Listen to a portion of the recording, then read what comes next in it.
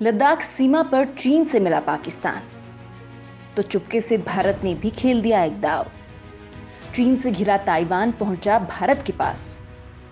चीन पाक का मुंहतोड़ जवाब देंगे भारत ताइवान। भारतीय सेना का मुकाबला करना चीन के बस का सौदा नहीं है। चीन की सेना बस बोल सकती है, बाकी एक्शन लेने और भारतीय सेना से भिड़ने के लिए जिगरा चाहिए, जो बौने कद के चीनी सैनिकों की बस की बात नहीं। क्योंकि भारतीय सेना से मुकाबला करने के लिए चीन ने अपने चमचे पाकिस्तान की मदद ली है और इसके बाद रातों रात हजारों की संख्या में पाकिस्तानी सैनिक लद्दाख बॉर्डर पर पहुंच गए। भारतीय इंटेलिजेंस एजेंसियों ने इस बात का खुलासा किया कि चीन और पाकिस्तान की सेनाएं एलएसी पर कोई बड़ी घुसपैठ की घटना को अंजाम दे सकते हैं। उसके भारत एक, और जहां भारतीय सेना अपने हथियारों के साथ एलएसी चीन की हर गुस्ताखी का जवाब देने के लिए तैयार हो गई है, तो वहीं मोदी सरकार ने चीन को फिर से उसी की भाषा में जवाब दे दिया है।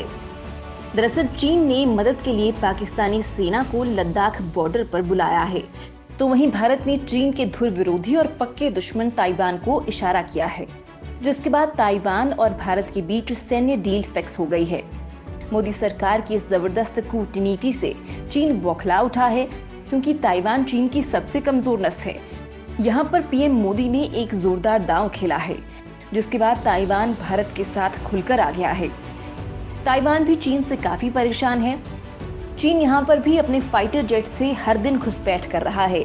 चीन की इस उछल कूद पर ताइवान भी एक्शन लेना चाहता है, लेकिन वो अकेले इस काम को करने में असमर्थ है। इसलिए भारत और ताइवान के बीच एक सीक्रेट डील फिक्स हो गई है। आगे वीडियो में हम आपको इसी डील के बारे में बताने वाले हैं। वहीं आपको ये भी बताएंगे कि चीन के साथ चल रहे तनाव के बीच ही भारत और ताइवान के बीच ऐसी क्या ट्रेड डील हुई, जिसके बाद से ही जिनपिंग सरकार हैरान परेशान हो रही है। और भारत और ताइवान चीन पर क्या एक्शन लेने वाला है, ये सब हम आपको वीडियो में बताने वाले हैं, तो वीडियो पर बने रहिए।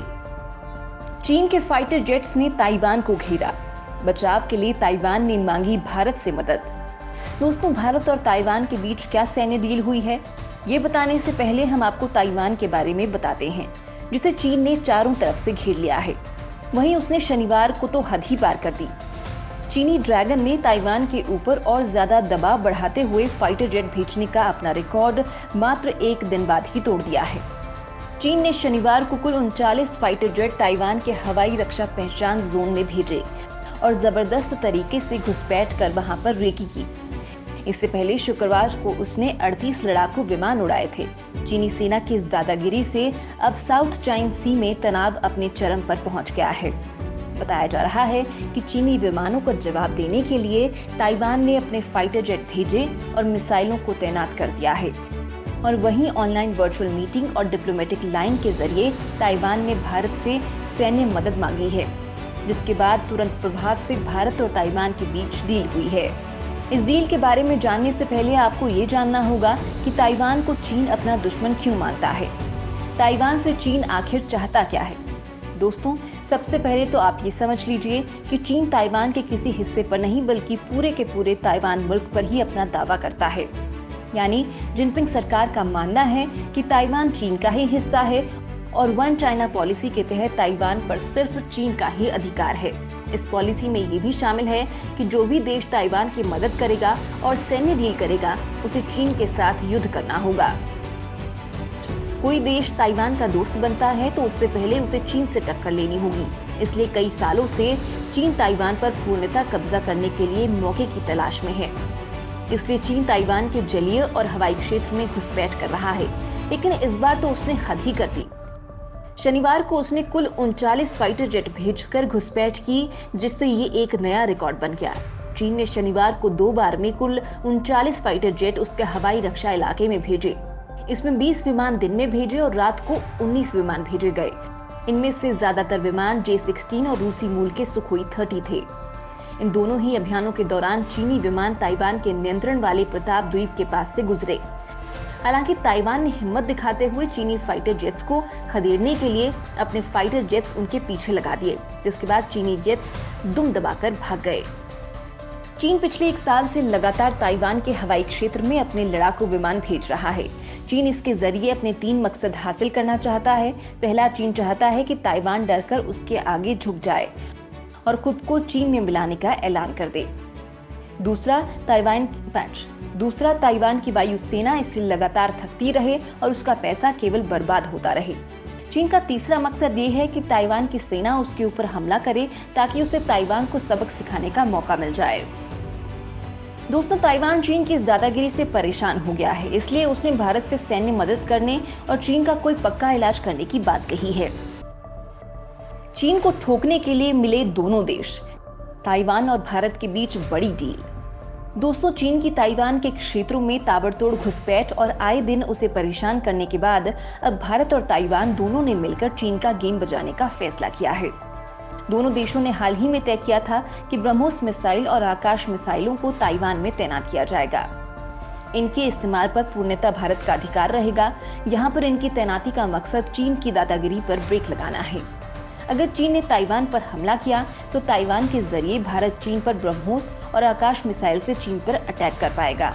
वहीं भारत चीन से बढ़ते खतरे को देखते हुए ताइवान को एयर डिफेंस सपोर्ट भी देगा।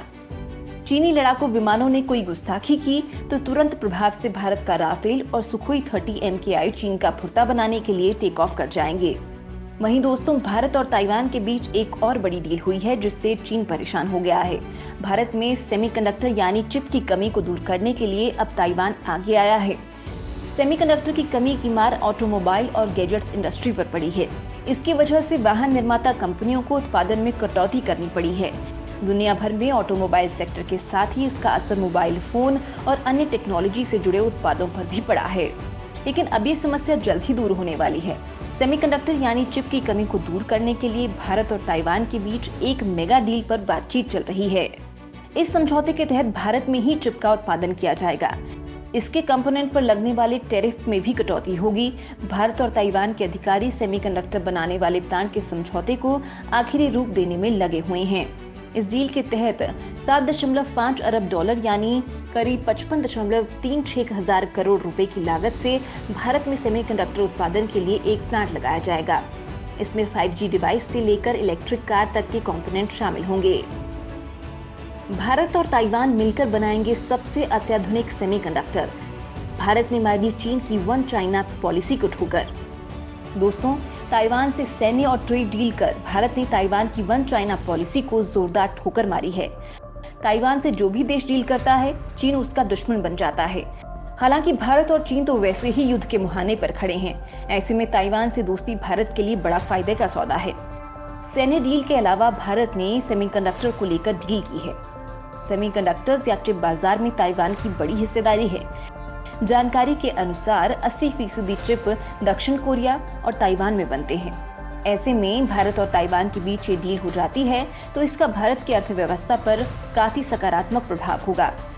रिपोर्ट के अनुसार Taiwan semiconductor manufacturing corporation TSMC दुनिया का सबसे बड़ा चिप निर्माता है।